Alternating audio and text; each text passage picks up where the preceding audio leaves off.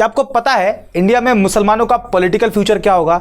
इस बात का आपको कोई अंदाजा है? आप इसके बारे में थोड़ा सा भी सोचते हैं? मेरे ख्याल से यह सवाल इंडियन मुस्लिम के लिए उनके रेंज से बाहर का है, आउट ऑफ सिलेबस। उनकी अपनी कोई सोच नहीं, अपने डेवलपमेंट की कोई फिक्र नहीं, अपना कोई विजन नहीं। उनका टारगेट सिर्फ एक है, बीजेपी को सत्ता से बाहर करना है और उसके लिए वो कुछ भी करने को तैयार है।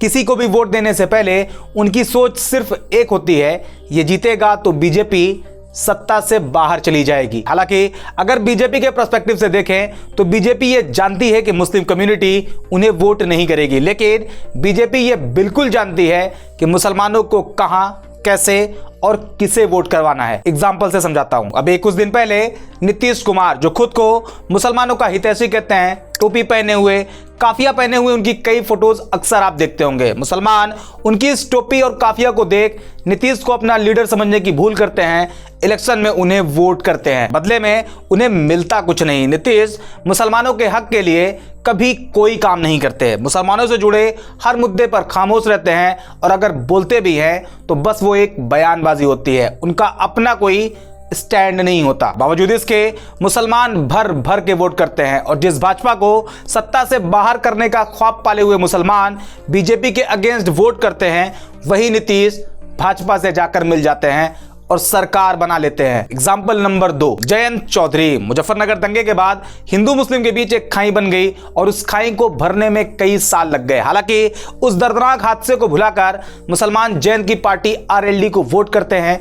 2022 इलेक्शन में आरएलडी 8 सीट पर जीत हासिल करती है और फिर होता क्या है, मुसलमानों के वोट का सौदा होता है। जयंत चौधरी भी पलटी मार जाते हैं। इस इलेक्शन में राजभर की पार्टी सुहेल देव समाज पार्टी भी मुसलमानों का वोट लेती है, 6 सीट जीतती है और वो भी बीजेपी के साथ चली जाती है। सेम समाजवादी पार्टी, जिसमें मुसलमानों को अपना फ्यूचर दिखता है। मुस्लिम नौजवान अखिलेश भैया पर जवानी कुर्बान करने को तैयार हैं। हर गली मोहल्ले का मुस्लिम बेरोजगार नौजवान समाजवादी पार्टी का युवा नेता बना हुआ है। कोई विधानसभा अध्यक्ष होता है तो कोई बूथ अध्यक्ष ही सही। पूरी लगन मेहनत के साथ समाजवादी कैंडिडेट को वोट करवाते हैं और सिर्फ मुस्लिम वोट बैंक के बलबूते समाजवादी पार्टी 2022 इलेक्शन में 111 सीट पर जीत हासिल करती है।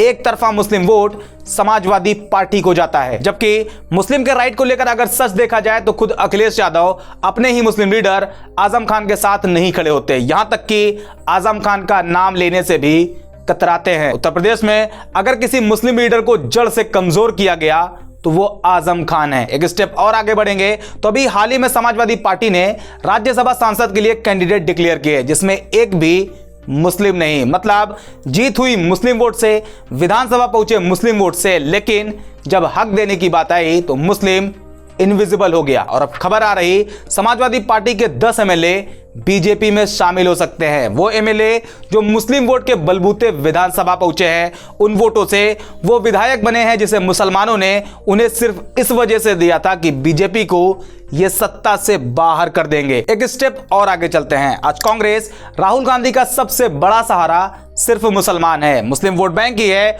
जो उनकी बची कुची इज्जत बचाए हुए है। जैसे अभी हाल ही में 5 स्टेट में इलेक्शन हुए जिसमें कांग्रेस 4 जगह पर हार जाती है, जिसमें एक स्टेट मध्य प्रदेश भी होता है। 5 स्टेट जिसमें तेलंगाना, जहां कांग्रेस की जीत होती है। मुसलमान तेलंगाना में कांग्रेस को अपना वोट देते हैं। टारगेट वही, बीजेपी को सत्ता से बाहर करना है।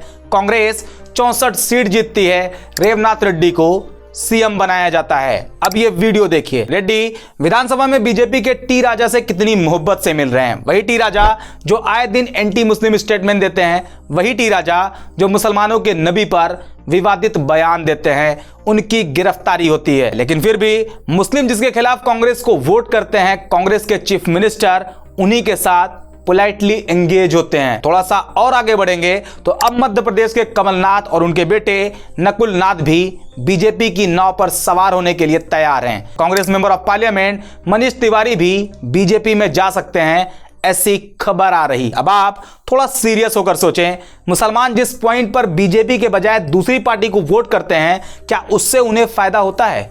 हरगिज नहीं। वो भले ही डायरेक्टली बीजेपी को वोट नहीं करते बट इनडायरेक्टली उनका वोट बीजेपी को ही जाता है। और ये जो उनका बीजेपी को सत्ता से बाहर करने वाला सपना है या कह सकते हैं उनकी चाहत है, वो बीजेपी को सत्ता से हटाने के बजाय बीजेपी को और मजबूत करती है। और इन सब का direct negative impact Muslim community पर ही जाता है, जिसका सबसे बड़ा नुकसान यह है कि आज इंडिया की दूसरी सबसे बड़ी मुस्लिम आबादी के पास अपना कोई लीडर नहीं है। ऐसा कोई नहीं जिसके बारे में मुसलमान कहें कि ये है हमारा नेता, और जो है भी उसे ये वोट नहीं करते, उन्हें उसमें बी टीम दिखाई देता है। जबकि टोपी पहनकर मुसलमानों से जो उनका वोट ले लेता है, वो जीतने के बाद उन्हें ही टोपी पहना देता है। एक लाइन आप याद कर लें आज के नेताजी लोगों के लिए, सेक्युलर इंडियन पॉलिटिक्स की वो कोट है जिसे नेताजी जब चाहते हैं पहन के तैयार हो जाते हैं और जब चाहते हैं बड़ी आसानी से उतार के